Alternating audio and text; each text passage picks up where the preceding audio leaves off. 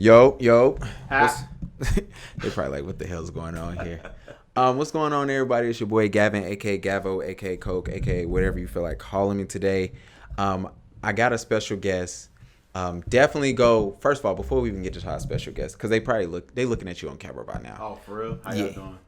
Oh my goodness. Make sure y'all go and follow the podcast at the Paid and Exposure Podcast. Make sure you go to the group. Make sure, it might be somewhere. It might be to your side. Point to this wall. There you go. Make sure you go follow the podcast. Make sure join our photography group, the No More Pie by Gavin B. Look it up on Facebook. Join.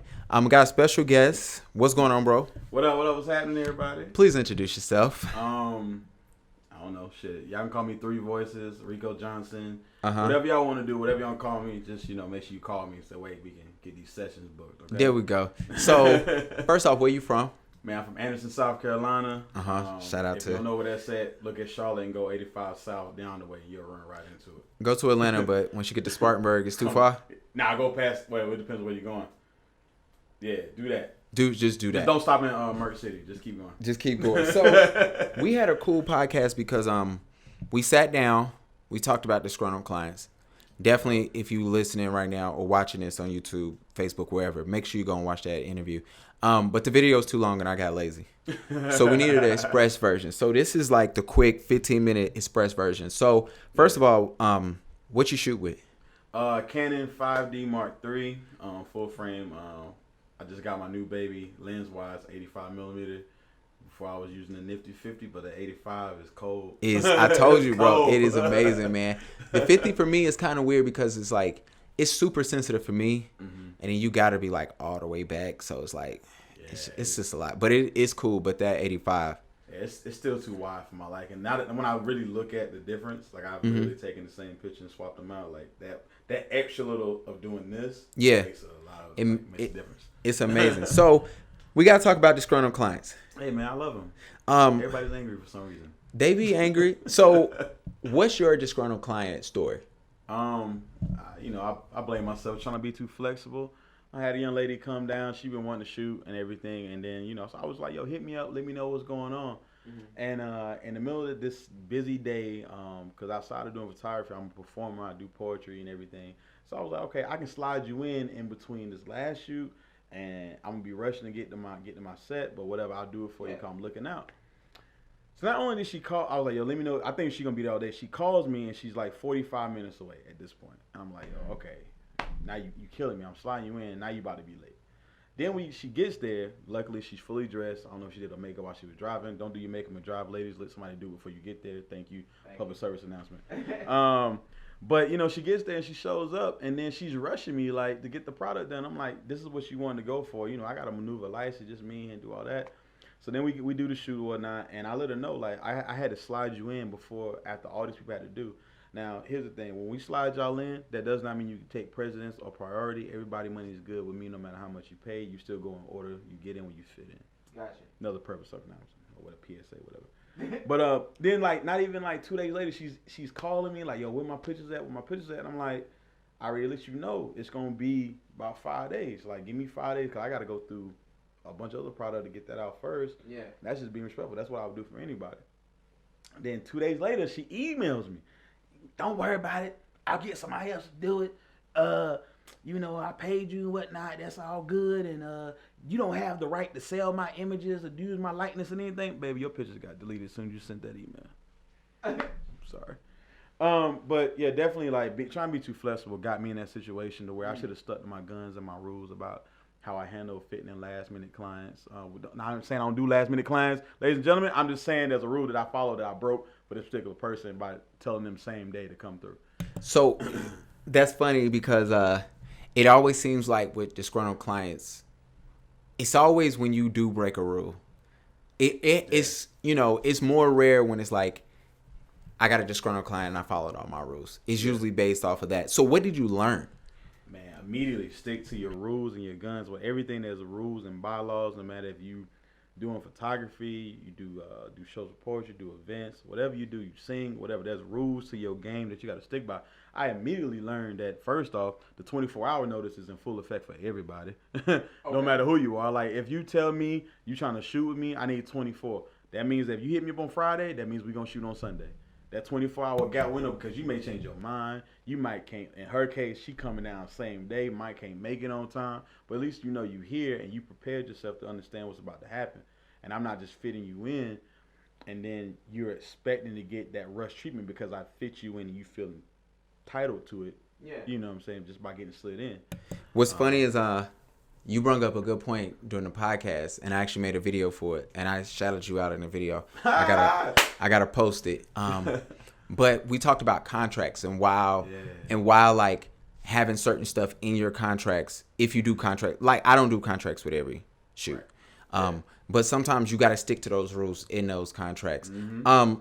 So now when you deal, because it ain't like you have a bunch of disgruntled clients, is there a process that you take and saying like, all right, let me email them back or let me get them on the phone or let me talk through or let me see how I can fix? Like, what's your process now if you do, like, let's say tomorrow you have a disgruntled client. Like, what would be your process in settling the issue? Settling the issue? Oh, man, it's always, man, being frosty and being flexible with it because it's just like any disagreement you have like with a person. Like there's an underlying issue that happened as to why they're disgruntled. In this particular case, again, it was I could have again said, "Well, you coming down the same day. I'm sorry, sweetheart. I know I wanted to fit you in, but you gotta go to the next day if that works for you." Yeah. Just having that clear line of communication to figure out what it is, and then tackling it up front before you even really get into doing the shoot. Because they probably are showing you that they disgruntled before you actually really do it. You just gotta really pay attention to the signs. There's definitely signs that we ignore. Like for example, when she was rushing me through, like, whoa, you don't want no rush product. You don't want to say you didn't get a certain look. I didn't get a certain, and I don't want to say I didn't capture anything. So let's slow down. Like, do you need more time? Would you be here tomorrow? Would you be here later on? Would you, that's usually an example. But paying attention to those signs, and then even before that even starts. Again, paying attention to the rules, making sure they understand the rules and the guidelines of why you do a certain thing. Not saying you explain to everybody, but tailor that conversation to what's happening. Again, for her, it could have been like, look, I do a 24-hour rule, so look, if this is what we're going to do, this is what it's going to be like. Yeah. Or even saying, or just sticking to that gun in general, just saying like, look, this 24-hour rule, I know you on your way here, which I wish you would have told me before you were on your way here. But we needed to go ahead and do this another day on a Sunday, or another day to give us time to prepare, so that way you have the same respect that I give everybody else. Absolutely. I think for me and you talked about this on the pod. Like my disgruntled clients was, crazy expectations, and it came down to the very end of just like sometimes you do have to fire your clients, and I don't think people understand. Like most photographers, you're gonna go through a time period where you have a disgruntled client. For me, I was lazy on my rules, and we talked about this. Mm-hmm. I was lazy on my rule of having a consultation for a wedding, right? Oh, yeah. And I didn't have one, and I looked at it like, oh, this is a friend, this somebody that's good, and I didn't have a consultation. I never met his wife, and it's like, I broke so many rules, and we talked about on the podcast like I didn't find out about the wedding location until 2 hours before the freaking wedding, and it was just like. All right, bro. Like, and then they didn't understand my process, and I didn't get to explain all that to them. So all right, so we're getting towards the end part, man. Yeah. So that this is called the Paid and Exposure Podcast. You know this, and it's a play off of the Paid in Full, but we always deal with clients who want to pay an exposure. Yeah. People don't know because it's on my story now.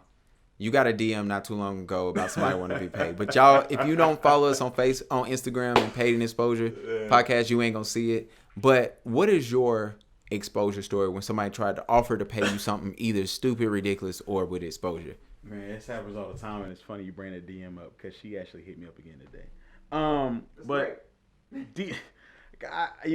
as always, you want to be able to market yourself and do other things. So, I sent out a post I made about, hey, this is what I'm doing to end out August. This is it's August, right? Yeah.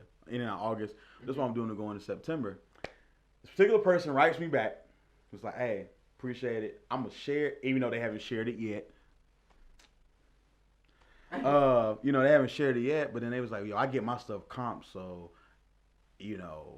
pretty much no thank you. Okay. You want comp? Okay, got you. No, we don't do comps. We don't do that because there's a lot of reasons why people do things. You got your snappers that like to snap because they thoroughly enjoy it as a hobby. Yeah. But then, as I've heard you say before, and myself included. This pays for daycare. I got a 2-year-old. This also pays for insurance. This is for the check and nothing more than the check. Yeah. You know what I'm saying? Like this doing stuff for a favor. I don't care if you got 15,000 followers. You can guarantee the 5,000 you didn't pay for gonna see them. Yeah. You know what I'm saying? Like I don't care about the exposure piece, bro. I want to know what's really gonna get me that check.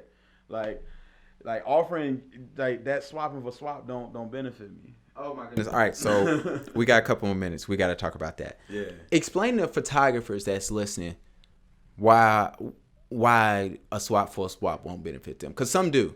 Some, you figured it out. Yeah. But there's a photographer right now who hasn't figured that part out. So why doesn't it work for photographers? Explain to photographers why it's never going to work for them. And if you're like me, when people, I had the deep thought on my face. Sorry, I saw that, but people that do clothing are gonna be your first target to hit you up, and they're gonna be like, "Hey, man, you know, I hit you with some free merch, something like that." Yeah. And then you be like, "Oh yeah, free clothes, shoot, let me get some free clothes." Then that means I get the Snapchat account and everything too. But then what you don't realize is that they gonna use your pictures to sell more shirts. Go ahead. While you wear their shirt for free, merchandising their shirt, but they don't give you any credit for the pictures because guess what? No matter unless your watermark is across the body, nobody gonna know. That watermark is gone. Like just understand that watermark is gone. It don't mean nothing. They might, if somebody asks, they might be like, "Oh, a photographer and sharp," but still they don't give you your due diligence. It's the waggest thing. It doesn't do you any good because the person that you're doing it for, 9 times out of 10 is gonna benefit. That's exactly what I want to get through. That's exactly what I think. People don't realize that part. Like, okay, we can shoot. You're gonna give me something, a swap for a swap. It might be a model who say, "Oh, I'll model for you for free if you shoot me for free."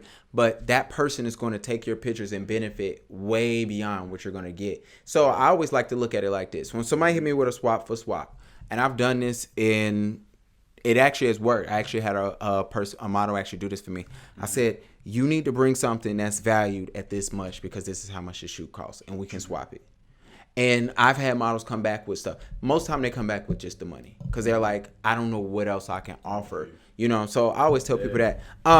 Thank you for coming on, bro. You know, I'm always down. Tell people where they can follow. Give them your contact information. Hey, look, first off, the number directly is 980-352-0009. It's that simple. On Instagram, the Rico Johnson Project. For y'all that can't hear and think that's a D at the end, that's Thomas Henry Edward. Rico Johnson Project on IG. Once you get there, you'll see my website. It's the RicoJohnsonMediaGroup.com. And y'all can go check out everything there. Or, matter of fact, just call me. I like talking on the phone. Oh, my gosh. Please do not blow up his phone and be harassing him. Bro, thank you so much, and we're going to holler at y'all next time. No doubt. No pie. More pie.